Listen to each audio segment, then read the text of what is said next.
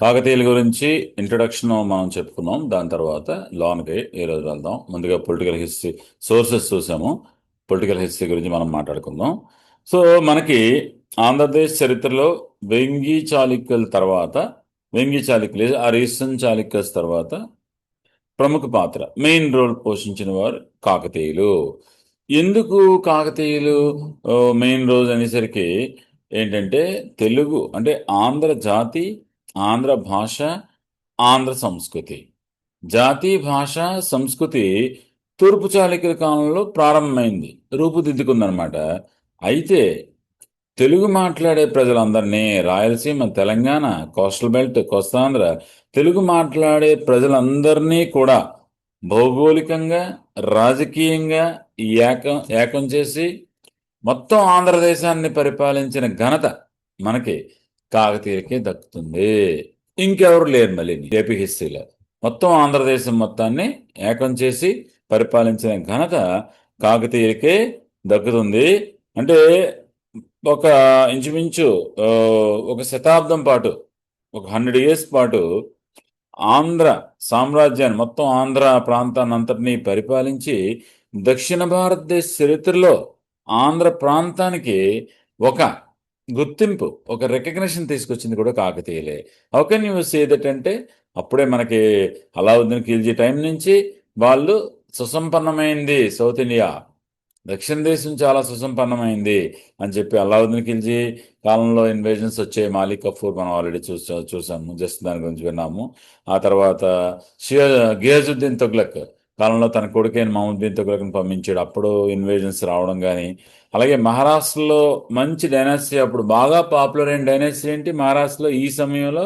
యాదవ రాజ్యం. సో యాదవులందరూ కూడా యాదవ రాజ్యం ఇదే టైంలో మనకి ఆంధ్రదేశం మీద దృష్టి పెట్టడం. అలాగే తమిళనాడులో ఒక డైనాసిటీ వచ్చింది ఈ సమయంలో, పాండ్యులు. అందులో జటావర్మ, సుందర పాండ్యుడు. సో ఫోకస్ కూడా దీని మీద పెట్టడం అంటే, that is the importance of the Kakatiya dynasty in Andhradesh అనమాట, సౌత్ ఇండియా అనమాట. సో 100 ఏళ్ల పాటు వాళ్ళు దక్షిణ భారతదేశ రాజకీయాలని వాళ్ళు బాగా ప్రభావితం చేశారనడానికి these are the example. North నుండి వాళ్ళు వచ్చారు, అక్కడ ఈ సౌత్ నుండి పాండ్యాస్ వచ్చారు, ఆ తర్వాత నార్త్లో మళ్ళీ ఒక పక్క మహారాష్ట్ర నుండి యాదవాస్, కానీ వీళ్ళందరూ కూడా దీని మీద ఫోకస్ పెట్టారు. సో ఇది అయితే అదొకటైనా వాళ్ళ కంట్రిబ్యూషన్ అంటే, ఆంధ్రదేశ్ ఐక్యతను సాధించడమే కాకుండా పటిష్టమైన పరిపాలనా వ్యవస్థను ప్రవేశపెట్టారు, నూతన గ్రామాలను నిర్మించారు, వ్యవసాయ అభివృద్ధికి నీటిపారుదల సౌకర్యాలను కల్పించారు. ఈనాటికి కూడా ఉన్నాయి. ఈ తెలంగాణలో వారు నిర్మించిన చెరువులు ఈనాటికి జీవనాధారంగా ఉన్నాయి. లలిత కళను పోషించారు. అశేషమైన హిందూ దేవాలయాలను నిర్మించి మఠాలకు దానాలిచ్చి ఆంధ్ర భాషా సంస్కృతులకు జీవం పోసి జీవాలు తీసుకొచ్చి ఆంధ్రదేశ చరిత్రలో వాళ్ళు ఒక సుస్థిరమైన ఘనమైన స్థానాన్ని పొందారు. పొలిటికల్ హిస్టరీకి స్టార్ట్ చేస్తాం అన్నమాట. రాజ్య స్థాపన. సో కాకతీయ రాజులు ఎక్కడ ఎప్పుడు రాజ్యాన్ని స్థాపించారో స్పష్టంగా తెలియటం లేదు. సో వీళ్ళ రాజుల గురించి మొట్టమొదటి ప్రస్తావన ఎందులో ఉందని చెప్పుకున్నాం మనం, మాంగల్య శాసనం. అది క్లియర్గా ఉండాలన్నమాట. సో మనకి ఇక్కడ మాంగల్య శాసనంలో రాజుల పేర్లు చూస్తే 4 పేర్లు ఉన్నాయి. మొదటి రాజు పేరేమో గుండి రాష్ట్రకూటుడు, రెండవ వాడేమో ఎరియ రాష్ట్రకూటుడు, మూడవ వాడు బేతియ, 4వ వాడు కాకతీయ గుండెన అని 4 లైన్ ఉందన్నమాట. అంటే అర్థం ఏంటి, అక్కడ రాష్ట్రకూట ముందు పేరు వచ్చింది కదా, తర్వాత కాకతీయుల కింద మారారనమాట. సో అలాగే హనుమకొండ శాసనంలో కూడా అక్కడ ఏమన్నా దాన్ని బేతరస, క్రోలరస అనే పేర్లు వాడబడ్డాయి. అంటే ఎగ్జాక్ట్గా మనకి తెలియదు. కాబట్టి వీరి రాజకీయ అధికారము ఎక్కడ ప్రారంభమైంది అనేది చూస్తే గనక, వీళ్ళు కళ్యాణి చాళుక్యులు లేదా అదే మన వెస్టర్న్ చాళుక్యుల వారసులైన కళ్యాణి చాళుక్యుల దగ్గర వీళ్ళ రాజకీయ ప్రస్థానం ప్రారంభమైంది. ఆ తర్వాత వీళ్ళు దాన్ని కంటిన్యూ చేసి, అలా తర్వాత మళ్ళీ తూర్పు చాళుక్యుల కాలంలో కొంతకాలం సామంతులుగా ఉండి, తర్వాత అలా అలా అలా ఇండిపెండెంట్ అయ్యారు అనేది ఇప్పుడు అందరూ ఒప్పుకుంటున్నారు. అదేంటో చూద్దాం అన్నమాట. సో బయ్యారం చెరువు శాసనం ఏం చెప్తుంది కాకతీయుల గురించి? అదే వంశవృక్షం గురించి చెప్తూ ఒక పాయింట్ చెప్పింది. అంటే చెప్తూ కాకతీయుల పూర్వీకుడైన వెన్నరాజు కాకతీపురంలో నివసించాడని, అందువలన అతని సంతతి వారికి కాకతీయులని పేరు వచ్చిందని బయ్యారం చెరువు శాసనం చెప్తోంది. తర్వాత రాష్ట్రకూటుల దగ్గర వీళ్ళు సామంతరాజులుగా కూడా ఉన్నారని. సో అయితే ఏంటంటే కొంతమంది తూర్పు చాళుక్యుల కాలంలో రాష్ట్రకూటులు అనేవాళ్ళు అందరూ కూడా సామంతులే కాబట్టి, అదే ఏమంటారు దాన్ని, సేనాధిపతులు. రాష్ట్రకూటులు అనేవాళ్ళు సేనాధిపతులుగా ఉన్నారు కాబట్టి వీళ్ళు అది కామన్ నేమ్ అయి ఉంటుంది. అక్కడ ఇక్కడ సేమ్ నేమ్ వాడబడి ఉంటుంది. మొత్తానికి రాష్ట్రకూటుల దగ్గర సేనాధిపతులుగా ఉండి ఆ తర్వాత తూర్పు చాళుక్యుల దగ్గర కూడా సేనాధిపతులుగా పనిచేశారు. అక్కడి నుంచే వచ్చారు అనేది ఇప్పుడు అందరూ ఒప్పుకుంటున్నారు. రాష్ట్రకూటుల దగ్గర ప్రారంభమైంది, తూర్పు చాళుక్యుల దగ్గర నుంచి కంటిన్యూ అయ్యారు అనేది అనమాట. వీళ్ళు రాష్ట్ర స్టార్ట్ చేసి కళ్యాణి చాళుక్యుల దగ్గర కూడా కంటిన్యూ చేస్తుంటారు ఆ సామంతులు కంటిన్యూషన్. ఎందుకంటే రాష్ట్రకూటులు రాజ్యానికి వీళ్ళు వచ్చారు కదా అనేది ఒక పాయింట్ అనమాట. అందువలన వచ్చింది. ఓకే, మొత్తానికి కాకతీయుల చరిత్ర అనేది ఎక్కడ అనేది మనకి తెలియదు కానీ రాష్ట్రకూటులు తర్వాత కళ్యాణి తూర్పు చాళుక్యుల కాలంలో వీళ్ళు రాజకీయ జీవితం కంటిన్యూ అయింది. కంటిన్యూ అయిన తర్వాత ఇక్కడ మనకి కాకతీయుల చరిత్రను మనం చూస్తే గనక ఫస్ట్ సేనాధిపతులుగా కాకతీయులు ఫస్ట్ చూడాలి. రెండోది సామంతరాజులుగా కాకతీయులు రెండోది. మూడోది స్వతంత్ర రాజులుగా కాకతీయులు. నాలుగోది సామ్రాట్లుగా కాకతీయులు. 4 ఫేజెస్. ఫస్ట్ సేనాధిపతులు, 2 సామంతులు, 3 స్వతంత్ర రాజులు, 4 సామ్రాట్లు. ఇదేంటి అనేది 1 by 1 మనం స్టార్ట్ చేద్దాం. సో సేనాధిపతులుగా కాకతీయులు. సేనాధిపతులుగా కాకతీయులు అయ్యేసరికి బయ్యారం చెరువు శాసనంలో కాకతీయుల మూల పురుషుడు దుర్జయుడు అని చెప్పారు. సో ఆ దుర్జయుడు అనేది జనరల్గా అందరూ చెప్పేసుకున్నారట. దుర్జయుడు మా మూల పురుషుడు, దుర్జయుడు అని చాలా రాజవంశాలు చెప్పుకున్నారు. కాబట్టి తర్వాత రాజు కాకతీయుల్లో తర్వాత రాజుగా బయ్యారం చెరువు లిస్టులో ఉన్న తర్వాత రాజు వెన్నడు. సో వెన్నడు కాకతీపురంలో నివసించారు. సో దీన్ని బట్టి మొత్తానికి ఈ వెన్నడి నుంచి వీళ్ళు ఆరిజినేట్ అయింది.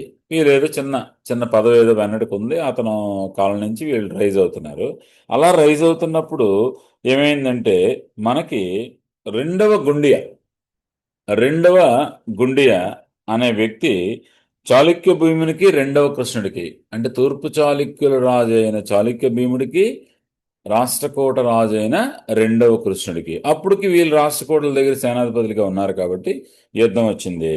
ఆ యుద్ధం వచ్చినప్పుడు రెండవ కృష్ణుడు ఈ గుండీను మనకి ఈ ఏమందాన్ని మన చాళుక్య భీముని మీద పంపించాడు. ఎవరికైనా గుర్తుందా? రెండవ కృష్ణుడికి చాళుక్య భీముడికి యుద్ధం జరిగింది గుండి అనమాట.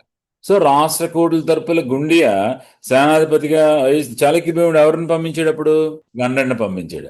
సో ఆ ఇరుమత్తి గన్నడు వీళ్ళిద్దరికి మొత్తానికి నిరువజ్యపురం లేదా నిడదవోలు దగ్గర యుద్ధం జరిగింది. అక్కడ ఇరుమత్తి గన్నడు చాలా బాగా ఫైట్ చేశాడు. ఫైట్ చేయడమే కాకుండా రాష్ట్రపూత సేనాపతి గుండి అని సంహరించాడు.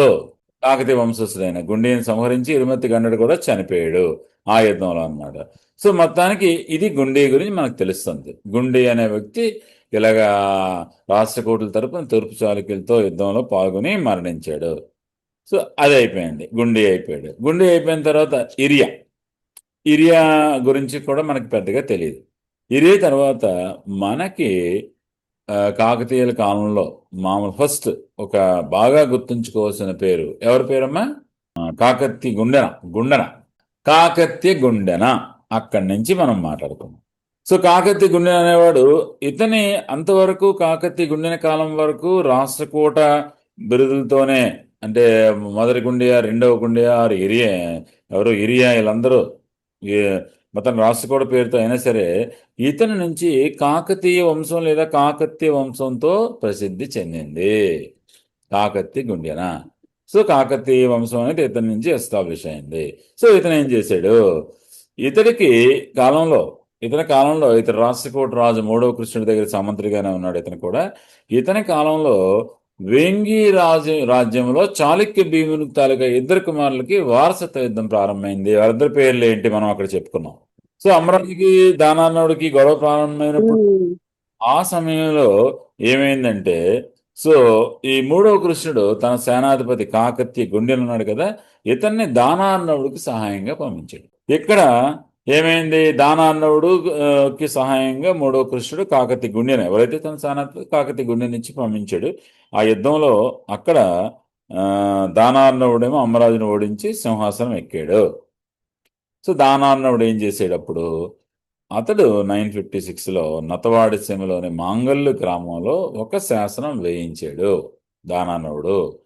ఆ శాసనంలో కాకత్య గుండ్యన అనే తన సేనాధిపతి ప్రార్థన మీద, రిక్వెస్ట్ మీద, దమ్మన శర్మ అనే బ్రాహ్మణుడికి దమ్మన శర్మ అనే బ్రాహ్మణుడికి సర్వకర్మ పరిహారంగా, సర్వకర్మ ఆల్రెడీ మనం చెప్పుకున్నాం శాతవాహనుల అనంతర యుగంలో సర్వకర్మ అనేది. సో సర్వకర్మ పరిహారంగా మాంగల్లు గ్రామాన్ని అగ్రహారంగా దానం చేసి ఇచ్చినట్లుగా రాసి ఉంది. సో కాకత్య గుండెన రిక్వెస్ట్ మేరకు మాంగల్లు ఇచ్చాడు అతను అనేది ఆ ఇన్స్క్రిప్షన్ లో ఉంది. ఆ శాసనంలో కాకత్య గుండెని గురించి చెప్పాడు కాబట్టి ముందు రాజుల గురించి కూడా చెప్పాలి కదా. సో ఎవరు వాళ్ళు అసలు ఎవరు అనేసి అందులో కాకత్య గుండెన, అతనికంటే ముందు బేతియ, అతనికంటే ముందు ఇరియ రాష్ట్రకూటుడు, అతనికంటే ముందు గుండియ రాష్ట్రకూటుడు అని నలుగురు పేర్లు అందులో ప్రస్తావించబడింది. సో ఈ నలుగురు పేర్లలో కాకత్య గుండెన అనేవాడు మనకి దానాన్నమును సహాయంగా రాష్ట్రకూట మూడో కృష్ణ చేతి పంపించాడు కాబట్టి అతనే సేనాధిపతిగా గుర్తింపబడ్డాడు. సో మొత్తానికి ఏంటి, అక్కడ దానానుడు విజయం సాధించిన తర్వాత ఇతనికి ఏదో ఒక ఊరు పరిపాలకుడిగా ఇచ్చాడు. నతవానిపాలెం ఆ ప్రాంత పరిపాలన సామంతరాజుగా ఇచ్చి ఉండొచ్చు, అక్కడ రిప్రజెంటేటివ్గా ఇచ్చి ఉండొచ్చు అనమాట. సో మొత్తానికి ఇక్కడికి వచ్చేసరికి ఈ మాంగల్య శాస్త్రం ప్రకారము అంతవరకు రాష్ట్రకూట సామంతులుగా పేర్లు పొందిన వీళ్ళు కాకత్య వంశం లేదా కాకతీయ వంశంగా పేరు ప్రారంభమైంది. దానికి మొట్టమొదటి వాడు కాకత్య గుండెన.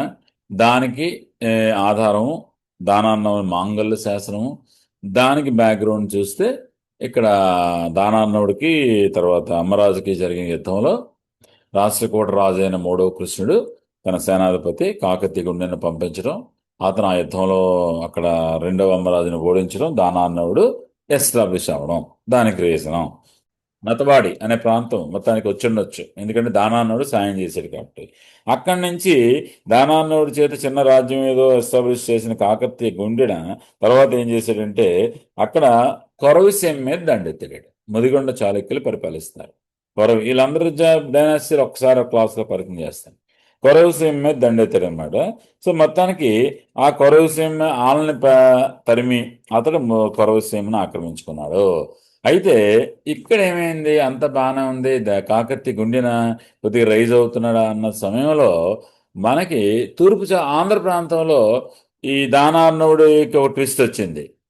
అమ్మరాజు బావమరిది అయిన జటాచోడ భీముడు దానార్ణవుని సంహరించి వేంగి దేశాన్ని ఆక్రమించుకున్నాడు. వేంగి చాళుక్యులకు తాత్కాలికంగా గ్రహణం పట్టింది అని మనం చదువుకున్నాం అక్కడ.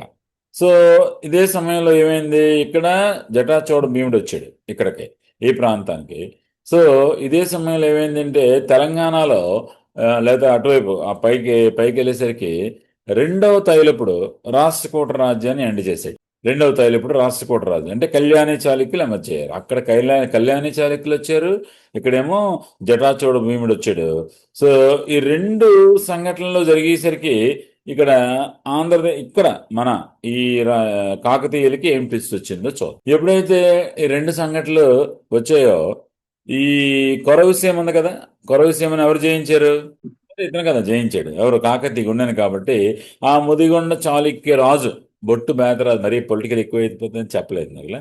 సో బొట్టు బోతరాజు ఏం చేశాడు, రెండవ తైలపురం మీదకి దగ్గరికి వెళ్ళి ఇగో పాత రాష్ట్రకూట రాజు సామంతుడు, అదే సేనాధిపతి, ఆడేదో మమ్మల్ని ఇబ్బంది పెట్టి మా ప్లేస్ లాగేసుకున్నాడు అనేసరికి కాకత్తి గుండెన రాష్ట్రకూటల సామంతుడు.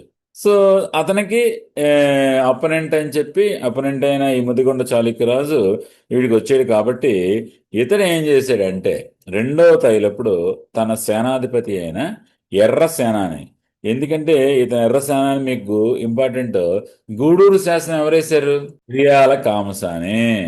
ఆ విరియాల కామసాని హస్బెండే విరియాల ఎర్ర సేనాని. సో విరియాల కామసాని హస్బెండ్ అనమాట ఇతను. సో ఇతడు అక్కడ రెండవ తైలపుడు కళ్యాణి చాళుక్య రాజు ఇతను సేనాధిపతిగా ఉండుంటాడు. ఇతన్ని పంపించాడు అనమాట. సో మొత్తానికి ఆ అతను కొరవిసీమ మీద ఎర్రసేనని దండెత్తాడు. దండెత్తేసరికి ఇప్పుడు ఏమైంది, అక్కడ దానన్నవుడు లేడు, అక్కడ రాష్ట్రకూట రాజు లేదు, ఒక్కడైపోయాడు. కాకత్తి గుండెన ఒక్కడైపోయాడు. సో ఆ యుద్ధంలో ఇక్కడ ఈ యుద్ధంలో కాకత్తి గుండెన మరణించాడు.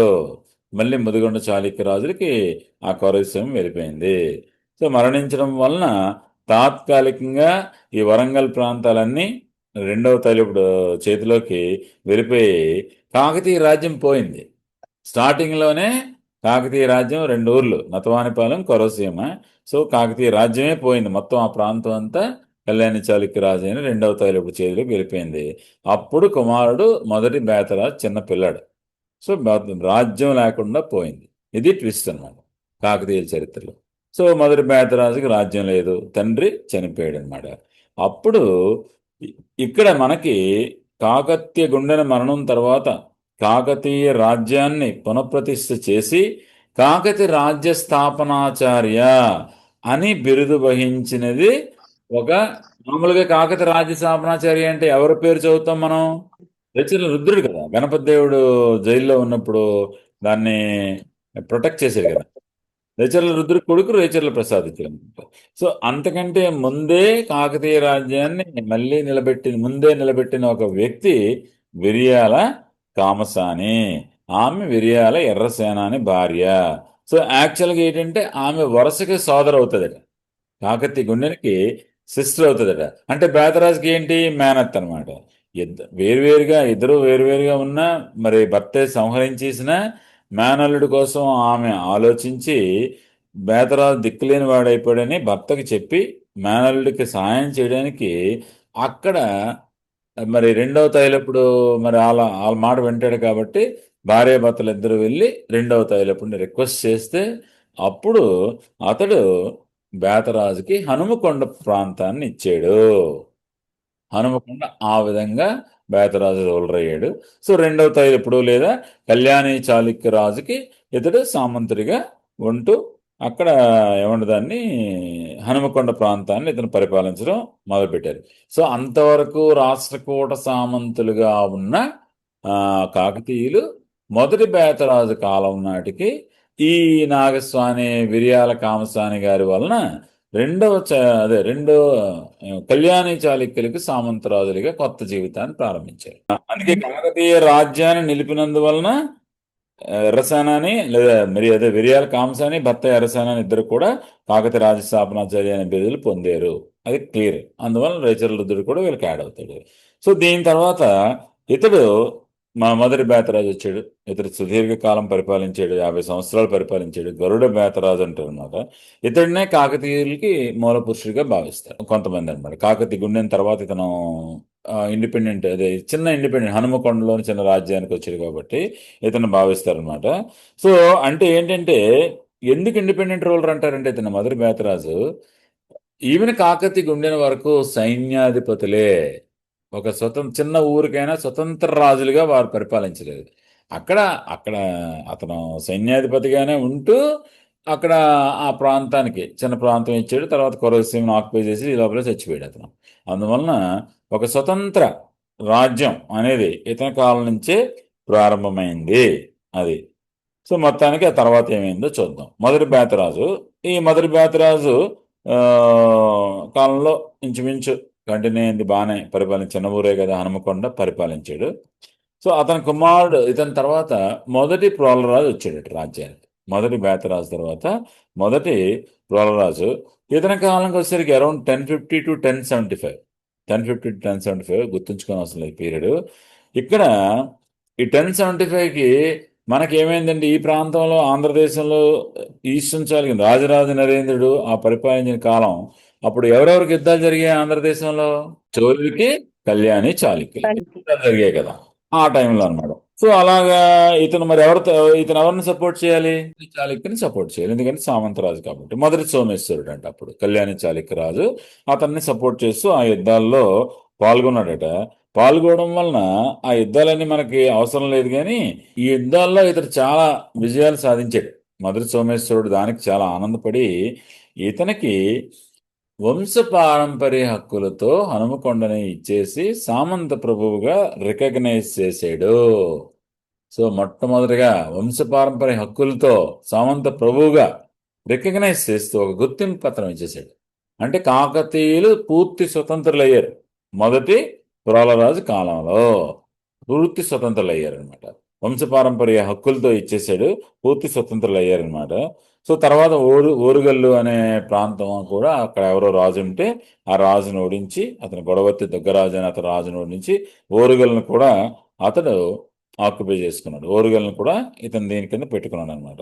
సో ఇతడు మంచి యాజ్ ఎ కమాండర్ కూడా చాలా విజయాలు సాధించాడు కాబట్టి మంచి వీరుడిగా ఇతను అరిగజ కేసరి, జగత్ కేసరి అనే బిరుదులు ధరించాడట.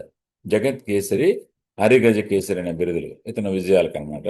సో పరిపాలనలో కూడా ఇతడు చాలా మంచి పనులు చేశాడు. అక్కడ కేసరి సముద్రము, సెట్టికేరే అనే 2 చెరువులను తవ్వించి అక్కడ వరుణ్ దేవుని విగ్రహాన్ని అక్కడ ప్రతిష్ఠించాడట. కేసరి సముద్రము, సెట్టికేసరి అనే పెద్ద చెరువులు. అలాగే ఇతడు మంచి శైవభక్తుడు. లకులీస్ని పశుపతా శాఖకి చెందిన రామేశ్వర పండితుడు ఇతని గురువు. రామేశ్వర పండితుడు ఇతని గురువు అనమాట. సో తన గురువైన రామేశ్వర పండితునికి వైజనపల్లి అనే ప్రాంతాన్ని శివపురంగా మార్చి ఇతను దానం కూడా చేశాడంట. వైజనపల్లి అనే ప్రాంతాన్ని శివపురంగా మార్చి దానం కూడా చేశాడు. ఎవరు పోలరాజు గురించి, ఇతను దైవభక్తి గురించి, అతని తాలూకా ఇరిగేషన్ ఫెసిలిటీస్ గురించి మనం చదివాం అనమాట. పోలరాజు తర్వాత అతని కుమారుడు 2వ బేతరాజు రాజ్యానికి వచ్చాడంట. సో ఇక్కడ ఇక్కడ ఏమైందంటే ఇతని కాలంలో మళ్ళీ ఇంకా అక్కడ కళ్యాణి చాళుక్యుల్లో ఇంటర్నల్ కాన్ఫ్లిక్ట్ వచ్చిందట కళ్యాణి చాళుక్యుల్లో. సో 2వ సోమేశ్వరుడు అతని తమ్ముడు 6వ విక్రమాదిత్య 6. ఆ ఇంటర్నల్ కాన్ఫ్లిక్ట్ లో ఇతను సోమేశ్వరుడిని సపోర్ట్ చేశాడు. అయితే అనుకోకుండా 6వ విక్రమాదిత్య రాజుగా వచ్చి మనకు అంత ఇంపార్టెంట్ కాదు. అక్కడ కొద్దిగా ఇబ్బంది పడిపోతున్న సందర్భంలో మళ్ళీ వెళ్ళి రిక్వెస్ట్ చేసుకుంటే సో మొత్తానికి ఇతని రాజ్యం బాగానే ఉంది, ఇబ్బంది అయితే రాలేదన్నమాట. సో ఇతని కాలంలో పెద్ద ఇన్సిడెంట్స్ ఏం లేదు. రెండవ బేతర తర్వాత దుర్గానపతి పెద్ద ఇంపార్టెంట్ రాజు కాదు. సో తర్వాత 2వ ప్రోలరాజు ఇంపార్టెంట్ రాజు. 2వ ప్రోలరాజు మనకి ముఖ్యమైన రాజు అనమాట. 2వ బేతరాజు తర్వాత 2వ ప్రోలరాజు అనమాట. సో ఇతను కాలంలో వీళ్ళు కాకతీయులు బాగా స్ట్రెంగ్థన్ అయ్యారు. ఇతని విజయాలు ఏంటి? ఇతని ఫస్ట్ విజయం ఏంటంటే అక్కడ తన సరిహద్దు, కాకతీయ సరిహద్దు అయిన పాలవలస రాజ్యం, అక్కడ ఈ పాలవలస రాజులందరినీ ఇతను ఓడించి అతను కాకతీయ రాజ్యంలో కలిపాడు. అలాగే పానగల్లును కూడా గెలిచాడు. సో పెద్ద ఇంపార్టెంట్ కాకపోయినా పాలవలస, పానగల్లు ఇలా ఇతను రైజ్ అవుతున్నాడు. ఆల్రెడీ ఇండిపెండెంట్ రూలర్ చుట్టుపక్కల అన్నీ లాక్కుంటున్నాడు అన్నమాట. లాక్కుంటే ఎవరికి ఇబ్బంది వస్తుంది? కోపం ఎవరికి రావడానికి అవకాశం ఉంటుంది? ఇతను రైజ్ అయిపోతున్నాడు, చిన్న సామంతరాజు. సార్వభౌముడు కళ్యాణి చాళుక్యులు కదా. సో ఇతనికి 3వ తైలప్పుడు సార్వభౌముడు. అతనికి మండింది, ఈడేటి ఇలా రైజ్ అయిపోతున్నాడు, అన్ని చుట్టుపక్కల ఆంధ్ర ప్రాంతాలన్నీ టక్క కొట్టేస్తున్నాడు. రుద్రదేవుని హనుమకొండ శాసనం, గణపతి దేవుని గణపేశ్వర శాసనం ఇతని విజయాలు చాలా గొప్పగా వర్ణించాయి. సో అందువలన అతను ఏం చేశాడంటే he invaded Kakatiya dynasty. Kalyani చాళుక్యుల తరపున ఇతన్ని కంట్రోల్ చేయాలని చెప్పి 3వ తైలప్పుడు ఇతని మీద ఎవరు మన 2వ ప్రోలరాజు మీద దండయాత్ర చేస్తే ఈ యుద్ధంలో 3వ తైలపుడిని ఓడించి ఖైదు చేసి పోన్లే అని చెప్పి బాగోదని చెప్పి మొత్తానికి రెస్పెక్ట్తో అతనిని విడిచిపెట్టాడు. దాంతో కళ్యాణి చాళుక్యుల నుండి కాకతీయ రాజ్యము స్వతంత్రమైంది, ఇండిపెండెంట్ అయింది అనమాట. ఎందుకు? అతని చేతిలోనే వాళ్ళనే ఇతను ఓడించాడు అనమాట. సో కాకతీయ రాజ్యం మీద కళ్యాణి చాళుక్యుల అధికారం అంతమైంది. అలాగని చెప్పి ఇతనేమి డిక్లేర్ చేసేలేదు నేను ఇండిపెండెంట్ పాలకుడిని, అలాగే డిక్లేర్ చేయలేదు. మెయింటైన్ చేశాడు, పోన్లే బాగోదులే మనకెందుకు అని చెప్పి కామ్గా ఊరుకున్నాడు. పెద్ద మళ్ళీ తేడా వస్తే ఇంకెవరైనా వచ్చేస్తారని చెప్పి ఏదో పేరుకి అతని తాలూకా సార్వభౌమత్వాన్ని, నామమాత్ర సార్వభౌమత్వాన్ని అంగీకరిస్తూ అలాగా ఇతను కంటిన్యూ అయ్యాడు అనమాట. సో అప్పుడు ఇతను ఏం చేశాడంటే ఇంకా మూడో తైలపుడి మీద విజయం సాధించాడు కాబట్టి ఇంకా తీరాంధ్ర కోస్టల్ బెల్ట్ ఉంది కదా మన ప్రాంతం, దాని మీద ఇతను ఇన్వాల్వ్ అయ్యాడు. అప్పుడు పిఠాపురం చాళుక్యులు ఉన్నారు, అదే సమయంలో వెల్లనాటి చోళులో పక్కన ఉన్నారనమాట. ఈ పిఠాపురం చాళుక్యులకి ఇతను హెల్ప్ చేశాడట. మొత్తానికి తీరాంధ్రంలో ఇతను జోక్యం చేసుకునేసరికి అప్పుడు ఈ వెల్లనాటి చోళులకి మండింది, ఇతనేటి ఆంధ్ర అంతా ఈ కిందకు వచ్చేస్తున్నాడని చెప్పి వాళ్ళు ఇతని మీదకి యుద్ధంకి వస్తే, ఈ యుద్ధం మనకి ద్రాక్షారామం సమీపంలో జరిగిన యుద్ధంలో మళ్ళీ కాకతీయకి చిన్న ఇబ్బంది వచ్చింది. ప్రోలరాజు, రెండవ ప్రోలరాజు, ఏ గ్రేట్ వారియర్, ఈ డిఫీటెడ్ కళ్యాణి చాళుక్య ఎంపరర్ మూడవ తైలప థర్డ్. అయినా సరే ద్రాక్షారామ యుద్ధంలో ఇతడు మరణించాడు. సో కాకతీయులకు స్వతంత్రం సాధించిన రెండవ ప్రోలరాజు తాలూకా జీవితం విషాదంగా ముగిసింది. రెండవ ప్రోలరాజు జీవితం విషాదంగా ముగిసింది. సో అయితే ఇతడు పరిపాలనా దక్షుడు, తండ్రి తాతల అగ్రికల్చర్ కోసం బాగా ఇతను కూడా చాలా హెల్ప్ చేశాడు, పరమత సహనాన్ని పాటించాడు. ఇతని కాలంలో ఇతను పరమత సహనాన్ని పాటించాడని ఎలా చెప్పగలం అంటే, ఇతని తాలూకా మంత్రి వేతన ప్రగడ తాలూకా భార్య మైలమ హనుమకొండలో కడలాలయ బసతి అనే జైన దేవాలయాన్ని నిర్మిస్తే, ఇతని మంత్రి తాలూకా వేతన ప్రగడ మంత్రి భార్య మైలమ కడలాలయ బసతి అనే జైన దేవాలయాన్ని నిర్మిస్తే ఇతడు దానికి ల్యాండ్ ఇచ్చాడంట.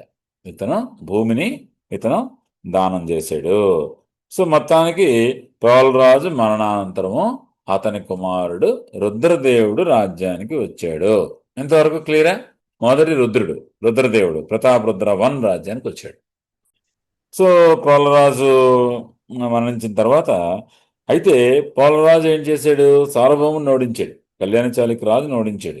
అయితే పూర్తిగా స్వతంత్రం డిక్లేర్ చేయకుండా మెయింటైన్ చేశాడు అనమాట. అయితే పోలరాజు కొడుకైన రుద్రదేవుడి కాలం నుంచి పూర్తిగా స్వతంత్రులు అయ్యారు. అతను ఏం చేశాడు ఏంటి అని మనం ఒకసారి స్టార్ట్ చేద్దాం. రుద్రదేవుడి కాలం నుంచి పూర్తిగా స్వతంత్రులయ్యి కాకతీయ రాజ్యం అనేది విస్తరించడం ప్రారంభమైంది. అది సో ఇక్కడి నుంచి రుద్రదేవుడి నుంచి స్వతంత్ర రాజులుగా కాకతీయులు అంటాం. సో రుద్రదేవ మహారాజు లేదా ప్రతాపరుద్ర వన్, ఈ రెండవ ప్రోలరాజుకి 5 కొడుకులు అంట. అయితే మనకి చరిత్రలో తెలిసే ఇద్దరు పేర్లు ఎవరు? మహాదేవుడు. సో ఇంకొక కొడుకు పేరు కూడా ఒక శాసనంలో దొరికిందట, ద్రాక్షారామ శాసనంలో రేపల్లి దుర్గరాజు మూడో కొడుకు. మిగతా వాళ్ళ పేర్లు మనకు తెలియటం లేదు. సో మొత్తానికి రుద్రదేవుడు మహాదేవుడు శాసనాల్లో ఉన్నారు, సాహిత్యంలో ఉన్నారు. రేపల్లి దుర్గరాజు ఒక ద్రాక్షారామ శాసనంలో అతని పేరు ఉందన్నమాట. సో మొత్తానికి ఏంటి, గణపతి దేవుడు తన ఇన్స్క్రిప్షన్స్ లో కూడా మహాదేవుడు ఏమన్నదాన్ని రుద్రదేవుడు ఎనీథింగ్ రుద్రదేవుడు పెద్దవాడు అని మనకు తెలుస్తుంది అనమాట, పెద్ద కొడుకు. సో ఇతను ఏం చేశాడు అని చెప్పి, రుద్రదేవుడు ఏం చేశాడు అని మనం స్టార్ట్ చేద్దాం అన్నమాట. సో రుద్రదేవుడు అతని తాలూకా ఇన్స్క్రిప్షన్ 1000 స్తంభాల గుడి దగ్గర హనుమకొండలో అతని వేయించిన ఇన్స్క్రిప్షను, అలాగే గణపతి దేవుని ఇన్స్క్రిప్షన్స్, రుద్రందేవ్ మల్కాపురం శాసనం, ఇవన్నీ సమ్ ఆఫ్ ది సోర్సెస్ అన్నమాట ఇతని గురించి చెప్తున్నాయి. మరీ ఎక్కువ శాసనాలు కాకుండా స్పెసిఫిక్గానే మనం చూద్దాం, మళ్ళీ ఇబ్బంది అవుతుంది. ఈ రుద్రదేవుడికి మొదటి ప్రతాపరుద్రుడు అని పేరుందన్నమాట. సో రుద్రదేవుడు రాజ్యానికి రాగానే ఫస్ట్ ఎవరి మీద పగ ఉంది అతనికి? ద్రాక్షారామం సంహరించారు కదా, వెల్లనాటి చోడులు కదా. సో ఏం చేశాడంటే ద్రాక్షారామం మీదకి తన ఒక సైన్యాన్ని పంపించి, శ్రీశైలం మీద కూడా పంపించి, అక్కడ అవన్నిటిని ఆక్యుపై చేసి తన తమ్ముడైన ఇందాక పేరు చెప్పాను కదా రేపల్లి దుగ్గరాజుని అక్కడ రిప్రజెంటేటివ్గా, అక్కడ ప్రతినిధిగా నియమించాడు. సో అతను ఆ రేపల్లి దుగ్గరాజు ఏంటంటే నేను ప్రోలరాజు కుమారుడిని అని కూడా చెప్పుకున్నాడు. అక్కడ ఇన్స్క్రిప్షన్ ఇచ్చాడు, ద్రాక్షారామంలో ఇన్స్క్రిప్షన్ ఇచ్చాడు అనమాట. సో మొత్తానికి ఇతడు ఫస్ట్ అక్కడ సెట్ చేసాడు, అక్కడ రీఆక్యుపై చేసుకున్నాడు. ఆ తర్వాత అతడు పాలవలస రాజులు, ముందు తండ్రి అలా డైనాసిటీలో ఒకరు పాలవలస రాజులు ఉన్నారు కదా, వాళ్ళతో యుద్ధం వస్తే అక్కడ జాగ్రత్తగా అసలు ఆ పాలవలస కింగ్ అయితే నా కూతుర్నిచ్చి వివాహం చేస్తాను అని చెప్పి అన్నా సరే యాక్సెప్ట్ చేయకుండా మొత్తానికి ఆ రాజ్యాన్ని తను ఆక్యుపై చేసుకున్నాడు, తన తాలూకా సరిహద్దు రాజ్యాన్ని. ఈ లోపల ఏమైందంటే మూడో తైలపుడు, కళ్యాణి చాళుక్య రాజు అయిన మూడో తైలపుడు ని సంహరించి ఒక రాజు వచ్చాడు. కాలాచూరి బిజ్జలుడు. మూడో తైలపుడు మరణించాడు. కాలాచూరి బిజ్జలుడు అక్కడ సామంతరాజుగా ఉంటూ అతను ఇండిపెండెంట్ అయ్యాడు. అక్కడ మూడో తైలపుడిని పక్కకు తీసి ఆ కళ్యాణి చాళుక్యుల వారసత్వాన్ని కాలాచూరి బిజ్జలుడు పొందాడు అనమాట. సో అతను నేచురల్గా కళ్యాణి చాళుక్య సామంతరాజులుగా ఒకప్పుడో ఇప్పుడో ఉన్న వాళ్ళందరూ నాకు రావాలి అనుకున్నాడు. అందులో అతనికి ఏమంటారంటే ఈ కాకతీయులు వాళ్ళు ఇండిపెండెంట్గా ఉన్నారు, అతనికి వెయిట్ చేస్తాడు. He's waiting for an opportunity. ఈ కాకతీయులు మనకు లోబడితే బాగుంటుంది, ఒకప్పుడు కళ్యాణి చాళుక్యులు సామంతులే కదా వీళ్ళని చెప్పి. సో హీఈస్ వెయిటింగ్ అనమాట. అదే సమయంలో బెల్లం ఆఫ్ 5, 5వ బెల్లముడు మనకి, ఆ బెల్లముడు అనేవాడు అక్కడ స్వతంత్ర యాదవ రాజ్యాన్ని మహారాష్ట్రలో స్థాపించాడు. మహారాష్ట్రలో స్వతంత్ర యాదవ రాజ్యం వచ్చింది. కర్ణాటకలో కొయ్సలు ఉన్నారు. వీరబల్లాలుడు, రెండవ వీరబల్లాలుడు, మూడవ వీరబల్లాలుడు. కర్ణాటకలో హోలీబెడ్, ద్వారసముద్రం అంటాం. కొయ్సాలుడు కర్ణాటకలో ఉన్నారు. మహారాష్ట్రలో యాదవులు ఉన్నారు. ఈ కర్ణాటక ఈ ప్రాంతంలో కళ్యాణి చాళుక్యులు ఎండైపోయి బిజ్జలుడు అధికారంలోకి వచ్చారనమాట. ఈ విధంగా కళ్యాణి చాళుక్య సామ్రాజ్యం అంతా మొక్కలైపోయింది. ఒక పక్క బిజ్జలుడు తీసుకున్నాడు, ఒక పక్క యాదవులు తీసుకున్నాడు, ఒక పక్క గోసాలు తీసుకున్నారు. కళ్యాణి చాళుక్యులు ఇంకెవరు లేనట్టు అయిపోయింది, వాళ్ళ పని అయిపోయింది. ఎవరో చిన్న చిన్న వాళ్ళు ఉన్నా వాళ్ళు ఏం ట్రై చేసినా వర్కౌట్ అయ్యే పరిస్థితి లేదనమాట. సో బిజ్జలుడు ఏం చేశాడంటే అక్కడున్న కళ్యాణి చాళుక్య సామంతరాజులందరినీ ఓడించి అతడు మనకి అదుపులో తీసుకొచ్చాడు. కానీ కాకతీయుల్ని అతను లొంగ తీసుకోలేకపోయాడు. సో కాకతీయుల్ని లొంగ తీసుకోలేకపోయాడు. ట్రై చేశాడు కానీ కాకతీయుల్ని అతను ఓడించలేకపోయాడు అనమాట. సో అక్కడి నుంచి ఇంకా పూర్వపు కళ్యాణి చాళుక్యులు ఉన్న ఆంధ్ర ప్రాంతాలన్నీ కాకతీయుల ఏలుబడిలోకి రావడం వలన పూర్తి ఆంధ్ర సామ్రాజ్యం కాకతీయులు కాలంలో ఇంక స్టార్ట్ అవడం, ఇంక రూపుదిద్దుకోవడం అనేది ప్రారంభమైంది అనమాట. సో ఆ తర్వాత ఇక్కడ రుద్రదేవుడి కాలంలో చిన్న అతను ఎక్కడెక్కడ చుట్టుపక్కల అన్ని చిన్న విజయాలు సాధించుకుంటూ వస్తున్నప్పుడు అక్కడ కాకతీయ రుద్రదేవుని కాలంలో జరిగిన ప్రముఖమైన సంఘటన పలనాటి యుద్ధము. పలనాటి యుద్ధం అనేది రుద్రదేవుని కాలంలో జరిగిన ప్రముఖమైన సంఘటన అన్నమాట. ఈ యుద్ధం, పలనాటి యుద్ధంలో నలగామరాజు మలిదేవరాజు ఇద్దరికి జరిగింది కదా. ఆ నలగామరాజు రుద్రదేవుని సహాయం అడిగేటట. అందుకు ప్రతిగా ఇతడు 1000 మంది సైనికుల్ని పంపించాడు.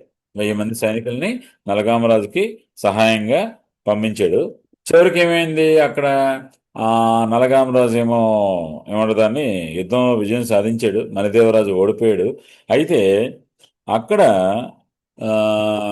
ఆ వంశం, తెలుగు చోడ వంశం అంటాం అనమాట, ఆ వంశం బాగా వీక్ అయిపోయింది. హై వంశం అని చెప్పి మనం అనుకున్నాం, తెలుగు చోడ వంశం కాదు. ఆ వంశం వీక్ అయింది. సో ఎప్పుడైతే ఆ ప్రాంతంలో రుద్రదేవుడికి చిన్న ఆపర్చునిటీ వచ్చింది కాబట్టి అక్కడ వేంగి రాజ్యంలోని ఇతర రాజ్యాలు ఉంటాయి కదా చుట్టుపక్కల, అతని మీద ఇతను ధరణికోట అలా కొన్ని ప్రాంతాల్లో యుద్ధం చేసి కొన్ని ఇంచుమించు చాలా వరకు ఆంధ్ర ప్రాంతాలను ఇతను జయించాడు రుద్రదేవుడు. అవన్నీ యుద్ధాలు, ఆ పేర్లు మనకు అవసరం లేదు. సో ఇక్కడికి రుద్రదేవుడికి సమకాలికంగా యాదవరాజు, రుద్రదేవుడికి సమకాలికంగా యాదవరాజు జైతుగి. సో జైతుగి కాలంలో మహారాష్ట్ర, తెలంగాణ దాటి మహారాష్ట్ర వైపు కాకతీయ రాజ్యం వెళ్ళిపోతుంటే వీళ్ళు మళ్ళీ మన మీదకి వచ్చేస్తారని చెప్పి ఆ యాదవరాజు జైతుగి అతడు కాకతీయ రాజ్యం మీద దండెత్తాడు. సో ఆ కాకతీయ రాజ్యం మీద దండెత్తి అక్కడ రుద్రదేవుడిని సంహరించాడు. జైతుగి రుద్రదేవుడిని సంహరించినట్టు మనకు ఎలా తెలుస్తుంది? జైతుగి కుమార్ తన పాట్నా శాసనంలో, సింగన తన పాట్నా శాసనంలో చెప్పుకున్నాడు. అంటే ఏంటి, ఆంధ్ర స్త్రీల ప్రియుల ఆటలను జైతుకి దాన్ని అరికట్టాడు అని చెప్పుకున్నాడట. ఆంధ్ర స్త్రీల ప్రియుల ఆటలు అంటే మరి రుద్రదేవుడు కదా అని చెప్పాడు అక్కడ పాట్నా శాసనంలో. అలాగే యాదవరాజుల ఆస్థాన కవి హేమాద్రి తన చతుర్వర్గ చింతామణి అనే గ్రంథంలో అక్కడ తెలుగు త్రిలింగాధిపతిని యుద్ధ భూమిలో యజ్ఞపశువుని సంహరించినట్లు జైతికి రుద్రదేవుని సంహరించి లోకాలను జయించాడు. అయితే అతను ఏం రాశాడు, అతను ఏం చెప్పాడు? అంటే హేమాద్రి చతుర్వర్గ చింతామణిలో అక్కడ తెలుగులో త్రిలింగాధిపతిని యుద్ధ భూమిలో యజ్ఞ పశువుని సంహరించినట్లు జైతికి రుద్రదేవుని సంహరించి లోకాలను జయించాడు అని చెప్పాడు, వర్ణించాడు. అది మనం గుర్తుపెట్టుకుందాం. సో మొత్తానికి తన తన తండ్రి రెండో ప్రోలరాజులాగే రుద్రదేవుని జీవితం కూడా విషాదాంతం అయింది.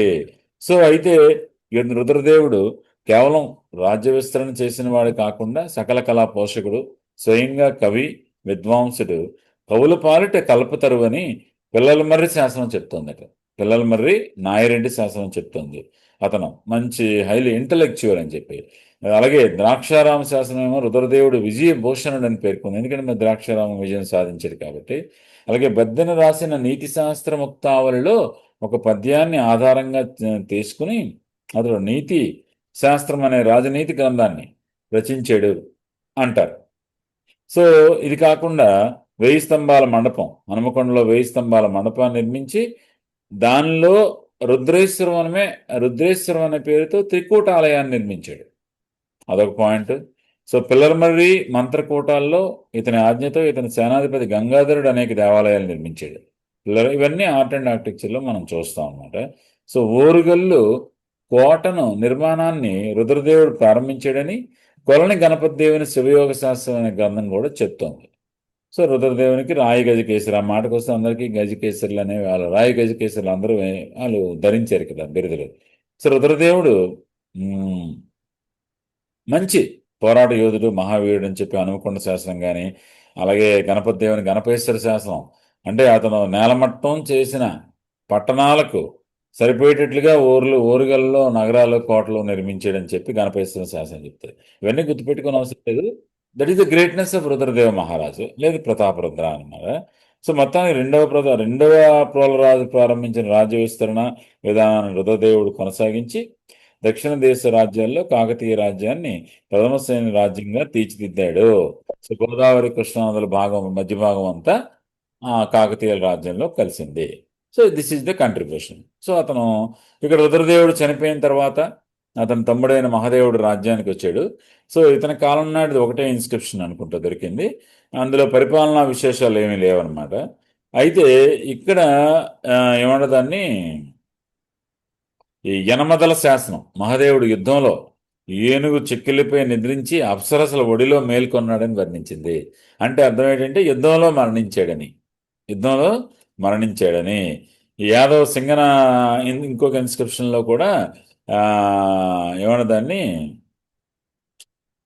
మనకి జైత్రపాలుడు లేదా జైతికి అక్కడ యుద్ధ భూమిలో గణపతి దేవుడిని కాపాడి రాజుని చేసాడని చెప్తుందన్న. గణపతి దేవుడిని రాజుని చేయ అంటే మహాదేవుడు అక్కడ చచ్చిపోయాడని. So whatever it may be, మొత్తానికి రుద్రదేవుడికి పట్టిన గతే మహాదేవుడు. అంటే రుద్రదేవుడితో చనిపోయిన తర్వాత మహాదేవుడు మళ్ళీ యాదవులతో యుద్ధానికి వెళ్ళి ఉండొచ్చు. ఆ యుద్ధంలో తన అన్నలాగే మహాదేవుడు కూడా మరణించి ఉండొచ్చు. సో ఈ రెండు సందర్భాల్లోనే ఎక్కడో గణపతి దేవుడు యాదవులకి బందీగా చిక్కి ఉంటాడు మొత్తానికి. అయితే రెండవ సందర్భమే మహాదేవుడు కొడుకే కాబట్టి, గణపతి దేవుడు మహాదేవుడు కొడుకే కాబట్టి రెండవ సందర్భంలోనే గణపతి దేవుడు చిక్కి ఉంటాడు. సో మొత్తానికి జైతుకి కుమారుడు సింగన ఏమన్నా దాన్ని ఇన్స్క్రిప్షన్స్ ఇవన్నీ కన్ఫర్మ్ చేస్తున్నాయి కాబట్టి ఓవరాల్గా చూసుకుంటే యాదవులతో జరిగిన యుద్ధం కాకతీయులకు పరాభవం జరిగింది, అవమానాన్నే మిగిల్చింది.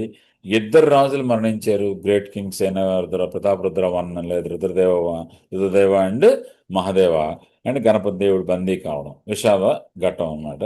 అయితే మహాదేవుడు కేవలం 3 సంవత్సరాలే పరిపాలించి మరణించాడు. దానివలన అక్కడ గణపతి దేవుడు జైలుకి వెళ్ళడం వలన ఇంచుమించు కాకతీయ రాజ్యం అనేది మళ్ళీ తిరిగి అల్లకల్లోలానికి గురైంది. గణపతి దేవుడు 10 సంవత్సరాలు జైల్లో ఉంటాడు, కొందరు అంటారు లేదు కొద్ది కాలం ఉంటాడు. ఏదైనా సరే ఎంతకాలం ఉన్నా ఈ కాలంలో కాకతీయ రాజ్యాన్ని కాకతీయ సేనాధిపతులు కాపాడారు. వారిలో ముఖ్యమైన వాడు రేచర్ల రుద్రసేనాని. సో రేచర్ల రుద్రసేనాని కాకతీయ రాజ్యాన్ని జాగ్రత్తగా కాపాడాడు అనమాట. సో గణపతి దేవుడు నెక్స్ట్ నుంచి సామ్రాట్లుగా ముందు సేనాధిపతులు, తర్వాత ఆల సేనాధిపతులు, ఏల సేనాధిపతులు, తర్వాత స్వతంత్ర రాజులు చూసాము. ఇక్కడి నుంచి సామ్రాట్లు చక్రవర్తులు అన్నమాట. గణపతి దేవి చక్రవర్తి, రుద్రమదేవి చక్రవర్తి, రుద్రమదేవి అండ్ ప్రతాపరుద్ర చక్రవర్తి. చక్రవర్తుల కాలం స్టార్ట్ అయింది అనమాట. ఇక్కడ గణపతి దేవుడు కాకతీయ వంశంలోనే కాకుండా దక్షిణ భారతదేశ చరిత్రలోనే అగ్రగణ్యుడు. దక్షిణ భారతదేశ చరిత్రలోనే అగ్రగణ్యుడు. ముఖ్యంగా ఎందుకంటే ఆంధ్రదేశాన్ని అంతటినీ ఏకం చేసిన మొట్టమొదటి రాజు గణపతి దేవుడే. అయితే శాతవాహనులు ఆంధ్రదేశాన్ని పరిపాలించారు, కానీ వాళ్ళు మహారాష్ట్ర నుండి పరిపాలించారు. సో మహారాష్ట్ర ప్రాంతంలోనే ఎక్కువ ఉంది, ఆంధ్రదేశంలో మొత్తం అంతా లేదు, కొంత ప్రాంతమే ఉందన్నమాట. అయితే గణపతి దేవుడు ఒక్కడే యావత్ ఆంధ్రదేశాన్ని జయించి పరిపాలించాడు కాబట్టి మొట్టమొదటి తెలుగు చక్రవర్తి, చిట్ట చివరి తెలుగు చక్రవర్తి కూడా గణపతి దేవుడే. తర్వాత పోయింది కొంత, రుద్రమదేవి కాలంలో కొంత పోయింది, అతని ప్రతాపరుద్ర కాలంలో కొంత. సో ఏకైక తెలుగు చక్రవర్తి, ఆంధ్రదేశాన్ని అంతటినీ పరిపాలించిన ఏకైక తెలుగు చక్రవర్తి మొదటివాడు చివరివాడు ఇతనేనట. ఇతని కాలంలో ఆంధ్ర జాతికి ప్రత్యేక గుర్తింపు, ఆంధ్రదేశం, ఆంధ్ర రాజ్యం, తెలుగు ప్రభు, తెలుగు రాయుడు అనే పేర్లు వచ్చాయి. సో బహుముఖ ప్రజ్ఞాశాలి, పరిపాలనా దక్షుడు, కళాపోషకుడు. ఒక మాట చెప్పాలంటే అతని కాలము ఆంధ్రదేశ చరిత్రకు స్వర్ణయుగము. అతని కాలము ఆంధ్రదేశ చరిత్రకు. మీరు అడగచ్చు శ్రీకృష్ణదేవరాయలు కూడా. శ్రీకృష్ణదేవరాయలు కన్నడ ప్రభు, ఆంధ్రదేశాన్ని పరిపాలించాడు. అంతేగాని మొత్తం ఆంధ్రదేశానికి ఏకైక రాజు ఇతను అన్నమాట. అందుకని ఇతను అలా అంటారు అనమాట. సో ఆంధ్ర సంస్కృతి, ఆంధ్ర జాతి పరాకాష్ఠ నది అన్నిటిలోని పరాకాష్ఠ హై స్టాండర్డ్కి రీచ్ అయింది. సో ఇతని శాసనాలు ఏంటంటే మోటుపల్లి శాసనం, తర్వాత మల్కాపురం శాసనం, ఏలేశ్వరం, కొన్ని శాసనాలు ఉన్నాయి ముఖ్యమైన ఆధారాలు. సో ఇతని దానిలో ఏమైంది, సో ఇతని కాలంలో ఏమైందంటే గణపతి దేవుడు బందీగా ఉన్నప్పుడే అక్కడ కాకతీయ రాజ్యంలో సామంతులు ఉంటారు కదా, తిరుగుబాటు చేశారు.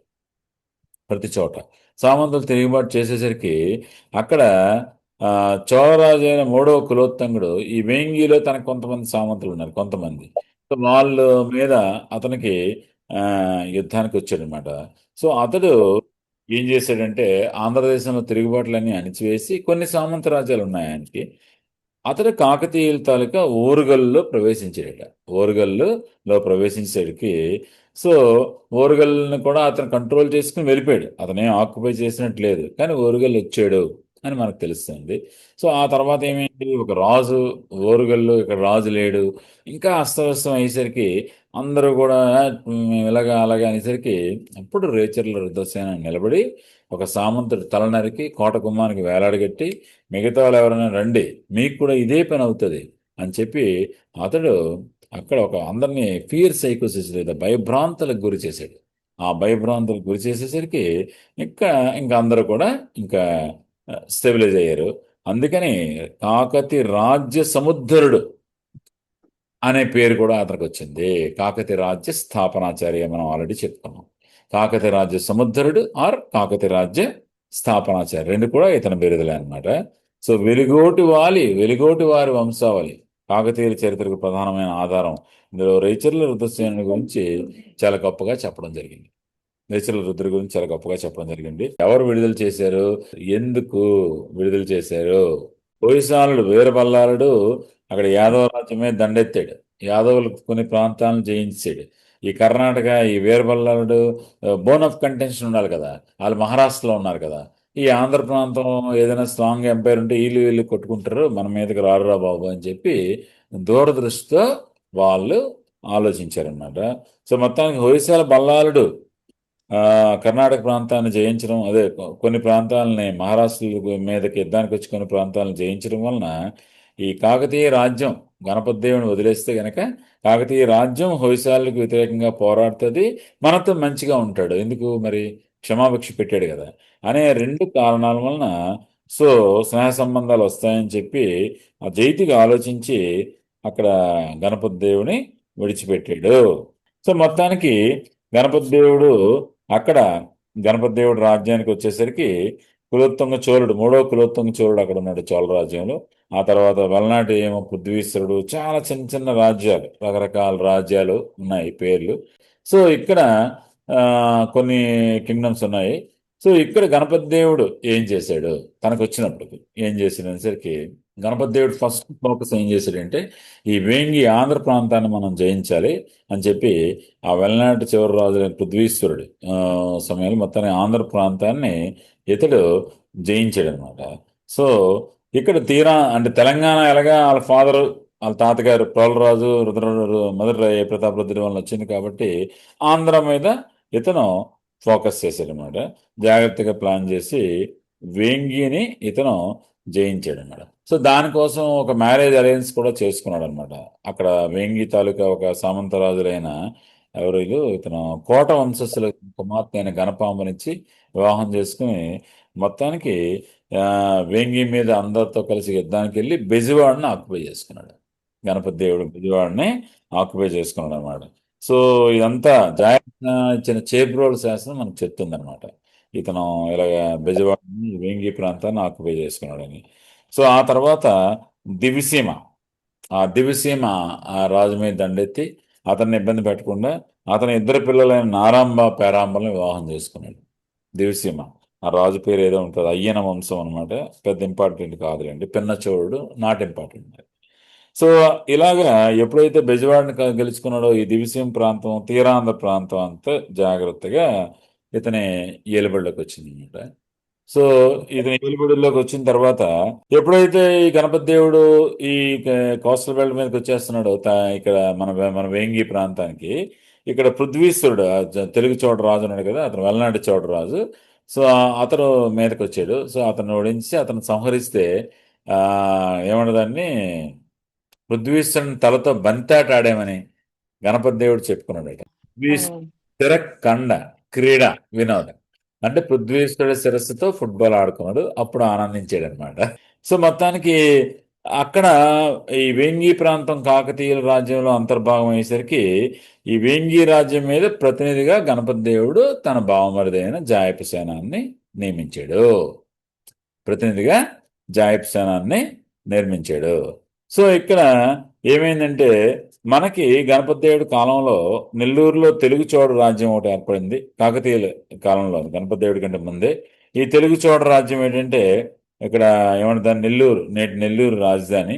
దీనికి ఎర్రసిద్ధి అనేవాడు ఫస్ట్ ఇండిపెండెంట్ రూలరు. సో ఈ గణపతి దేవుడి కాలంలో మొత్తానికి ఏమంటారు దాన్ని, మనుమసిద్ధి, మొదటి మనుమసిద్ధి దీనికి రాజుగా ఉన్నాడు అనమాట. సో ఈ మొదటి మనుమసిద్ధి మీద వాళ్ళ తమ్ముడు ఎవరో అటాక్ చేసి మొదటి మనుమసిద్ధిని ఓడించేసరికి అప్పుడు గణపతి దేవుడిని రిక్వెస్ట్ చేసుకున్నాడు అనమాట. అతడు మనుమసిద్ధి రిక్వెస్ట్ చేసుకుంటే తమ్మసిద్ధికి మనుమసిద్ధికి జరిగిన గొడవలో గణపతి దేవుడు మనుమసిద్ధికి సహాయం చేసి మొత్తానికి ఏమంటారు దాన్ని దండెత్తి ఆ మనుమసిద్ధిని రాజుగా చేయడం జరిగింది. సో ఆ తర్వాత ఏమైందంటే మనకి అలాగే ఆ మనుమసిద్ధికి ఇంకోసారి కూడా ఏమవుతుందంటే రెండోసారి కూడా ఆ మనుమసిద్ధికి ప్రాబ్లం వస్తే అప్పుడే మనుమసిద్ధి ఒకరిని పంపించారు. ఎవరిని పంపించాడు? తిక్కన స్వామి గణపతి దేవ చక్రవర్తి దగ్గరికి వెళ్ళి అక్కడ అవన్నీ చూశాడు కాబట్టి ఆ రాజనీతి అవన్నీ మహాభారతంలో అతను రాయగలిగాడు. తిక్కన స్వామి రిక్వెస్ట్తో గణపతి దేవుడు రెండోసారి మళ్ళీ అతనికి ఆ మనుమసిద్ధికి సహాయం చేసి అక్కడ ఏమంటారు దాన్ని హెల్ప్ చేసి మొత్తానికి సైన్యాన్ని పంపాడు. అదొక పాయింట్. సో దీని తర్వాత మనకి వేంగిని జయించేది ఇదైంది కదా. ఈ గణపతి దేవుడు ఏం చేశాడంటే ఇంకా ఉత్తరాంధ్ర ప్రాంతం వేంగి ప్రాంతం వచ్చి ఇంకా కిందకి ఏముంటుంది, తూర్పుకి మనకు ఆంధ్రకి ఈస్ట్లో ఎవరు ఉంటుంది, ఒరిస్సా మీదకి వెళ్ళాడు అనమాట. ఒరిస్సా మీదకి వెళ్ళి ఆ కళింగ దేశాన్ని కూడా జయించేటట. ఈస్టర్న్ గాంగాస్ పరిపాలిస్తున్నారు అనుకుంటప్పుడు గాంగ వంశం మనకి కళింగ దేశాన్ని జయించినట్టు వీరశైవ గ్రంథమైన శివయోగ సారం అనే పుస్తకం చెప్తోందట. అయితే అది టెంపరీగానే ఉందంట. తర్వాత కళింగరాజు మళ్ళీ ఆ గాంగరాజు మళ్ళీ తన ప్రాంతాలన్నింటినీ గెలుచుకున్నాడు, అది టెంపరీయే. సో దీని తర్వాత అతడు మళ్ళీ మరొకసారి కూడా కళింగ మీదకి వెళ్ళి ఆ ప్రాంతాలను గణపతి దేవుడు జయించాడు. ఆ తర్వాత యుద్ధాలు ఇంకా రాలేదు, స్టెబిలైజ్ అయిపోయింది, రిలేషన్స్ స్టెబిలైజ్ అయ్యాయి, మనకు అనవసరం. ఇతని ప్రాంతంలోనే ఆ కళింగ ప్రాంతంలో ఉన్న ఆంధ్ర ప్రాంతం గణపతి దేవుడి ఆధీనంలోనే ఉంది. అందుకే యావత్ ఆంధ్రదేశానికి చక్రవర్తి అని మనం అంటున్నాం కదా. ఆ పాయింట్ మనం ఉపోద్ఘాతంలో కూడా చెప్పుకున్నాం అన్నమాట. సో కళింగ దేశం ఏదైతే ఆంధ్ర ప్రాంతం, కళింగ, శ్రీకాకుళం, విజయనగరం ఆ ప్రాంతాలన్నీ గణపతి దేవుడి ఆధీనంలోకి ఫైనల్గా వచ్చాయి. అది గుర్తుపెట్టుకోండి చాలా అనమాట. సో దీని తర్వాత ఏమన్నదాన్ని మన గణపతి దేవుడు యాదవాసు ఎవరైతే గణపతి దేవుడిని ఆ, విడిచిపెట్టారో వాళ్ళ తాలూకా వారసుడైన సింగన సింగన ఆ, గణపతి దేవుడి మీదకి వచ్చాడట. అయితే గణపతి దేవుడు అతన్ని ఓడించి వెనక్కి వెనక్కి తరిమాడని చెప్పి మనకి గణపవరం శాసనం చెప్తాం. సింగన అయితే ఎవరు గెలిచారు, ఏ రాజ్యాలని కాదు, మొత్తాన్ని సింగన వచ్చాడు, వెనక్కి పంపించాడు. నీ బాధ నువ్వు పడు, నా బాధ నేను పడు అన్నామే, మనకి అది గుర్తుపెట్టుకుంటే సరిపోతుంది అనమాట. సో ఇక్కడ ఇలా గణపతి దేవుడు బాగా అన్ని ఆంధ్రప్రదేశ్ అంతా జాగ్రత్తగా రైజ్ అవుతున్న సమయంలో మనకి ఈ నెల్లూరు ప్రాంతాన్ని కూడా ఇతను ఆ, గణపతి నెల్లూరు చోడ వంశాన్ని నిర్మూలించాడు. నెల్లూరు ప్రాంతాన్ని గణపతి దేవుడు ఆక్యుపై చేసుకున్న సమయంలో ఆ కిందన ఉన్న తమిళనాడులో ఒక డైనాసిటీ ఉంది, వాళ్ళకి మండింది. అది పాండ్యులు. పాండ్యులకి కోపం వచ్చింది అన్నమాట. సో పాండ్యుల్లో గణపతి దేవునికి సమకాలికుడు జటావర్మ సుందర పాండ్యుడు, ద గ్రేటెస్ట్ రూలర్ ఆఫ్ నవీన పాండ్య, కొత్త పాండ్యులు. అతను జటావర్మ. అతనేంటి, సౌత్ ఇండియా రూలర్స్ అందరినీ ఓడించాడు ఆ టైంలో. He was a great warrior అనమాట.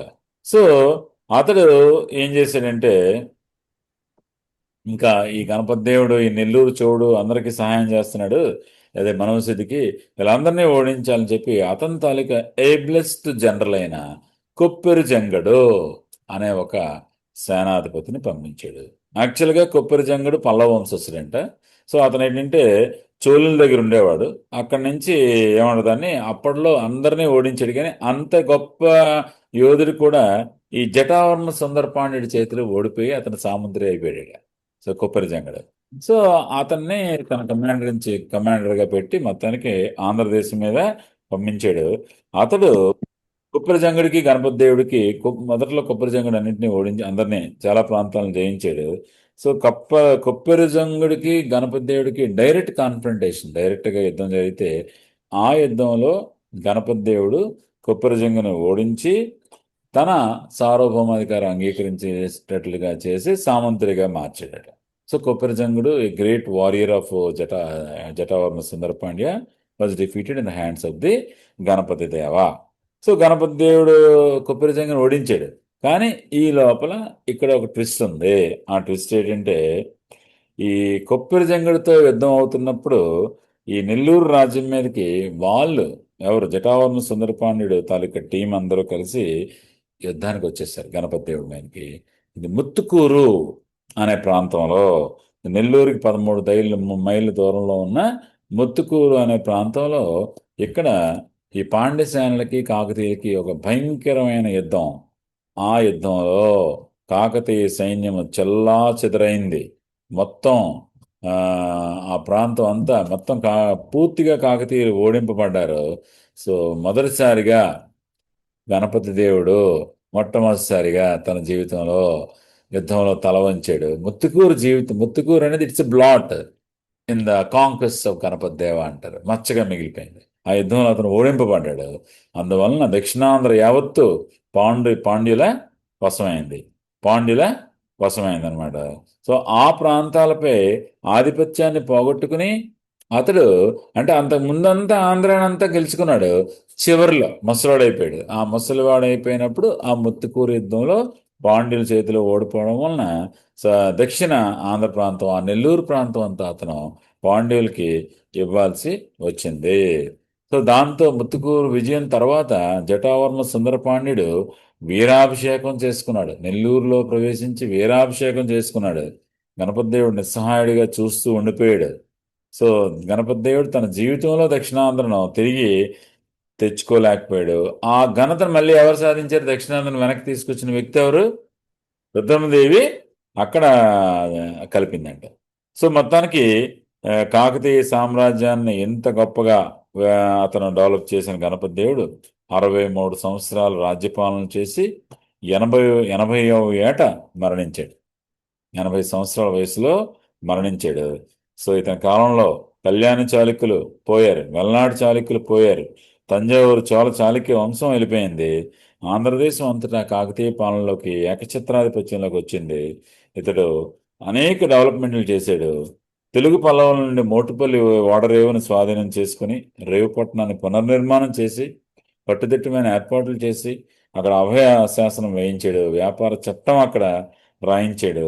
అక్కడ వ్యాపార నిబంధనలు అమలు చేయడానికి సిద్ధయ్య దేవుడు అనే సేనాధిపతిని మోటుపల్లి పాలకునిగా నియమించాడు. సిద్ధయ్య దేవుడు అనే సేనాధిపతిని మోటుపల్లి పాలకుడిగా నియమించాడు. అనేక దేవాలయాలు, ఫర్ ఎగ్జాంపుల్ ఓరుగల్లు కోటలోని స్వయంభూ ఆలయము, పాలంపేటలోని రామప్ప గుడి ఈయన కాలం నాటివి. ఆయన నిర్మించిన చెరువులు ఈనాటికి కూడా ఉన్నాయి. ఫర్ ఎగ్జాంపుల్ పాకాల చెరువు అనేది చాలా గొప్ప చెరువు అంటాం అనమాట. సో గణపతి దేవుడు శైవమతాభిమాని అయినా సరే పరమోత్సాహనం పాటించాడు. శైవమఠాలకు దానం ఇచ్చాడు. తన రాజధానిని హనుమకొండ నుండి ఓరుగల్లుకు మార్చాడు. ఓరుగల్లు అనేది తమిళ పదం. ఓర్ ప్లస్ కల్ అంటే అక్కడ ఆ, ఓర్ అంటే ఒకటి, కల్ అంటే శిల, ఏకశిల అని అర్థం అంట. అంటే ఏకశిల, అందుకే దీనికి ఏకశిలా నగరం అనే పేరు కూడా వచ్చింది. సో కాకతీయ రాజ్యానికి ఓరుగల్లు అనే తమిళ పేరు ఎందుకు పెట్టారో తెలియదు. కాకతీయులు తమ కరికాల వంశస్థులు అని కొన్ని శాసనాల్లో చెప్పుకున్నారు. సో కరికాల చోళుడు తమిళుడు కాబట్టి ఆ పేరుతో ఏమైనా తమిళ పేరు పెట్టుకున్నారేమో. సో కానీ అతను మంచి విజనరీ. అందుకే అతను డిప్లొమాటిక్గా ఏం చేశాడంటే అనేక రాజవంశాలతో బంధుత్వం నెలకొల్పుకున్నాడు. సో ఫర్ ఎగ్జాంపుల్ తన చెల్లెల్నేమో నతవాటి రుద్రుడికి ఇచ్చాడు. అలాగే తను అయ్యన వంశస్థులైన కుమార్తెలైన ఆరంభ పేరాంబల వివాహం చేసుకోవడం, పెద్ద కుమార్తె గణపాంబనేమో కోట బేతరాజు, చిన్న కుమార్తె రుద్రందేవినేమో నిడదవోలు చాళుక్య వీరభద్రుడికి ఇచ్చాడు. సో ఆ రాజవంశాలన్నీ అతనికి తర్వాత రుద్రందేవికి సపోర్ట్ చేశాయి అనమాట. సో రేచర్ రుద్రుడు నిజంగా చాలా ఎంతో సపోర్ట్ చేశాడు. సో అలాగే జాయప సేన తన బావమరిదే. సో అతను గణపతి దేవుని బావమరిది గజసాహిని విరుదు నిర్వహించి కాకతీయ గజదళానికి శిక్షణ ఇచ్చాడు. సో నృత్యరత్నావళి అనే గ్రంథం భారతీయ నాట్యశాస్త్ర గ్రంథాల్లోనే అత్యుత్తమ గ్రంథం అంటారు అన్నమాట, నృత్యరత్నావళి. అలాగే గీతరత్నావళి, ఇంకో రత్నావళి ఏదో ఉన్నాయి కదా, రాసిడెన్సీ కూడా చెప్తారు. సో అతనికి కుమారులు లేకపోవడం వల్ల తన కుమార్తె అయిన రుద్రమదేవికి రాజ్యపాలనలోని యుద్ధ శిక్షణలోనే ఇచ్చి గణపతి దేవుని 1262లో ఆమె రుద్రదేవ మహారాజు అనే పేరుతో సింహాసనాన్ని అధిష్ఠించింది.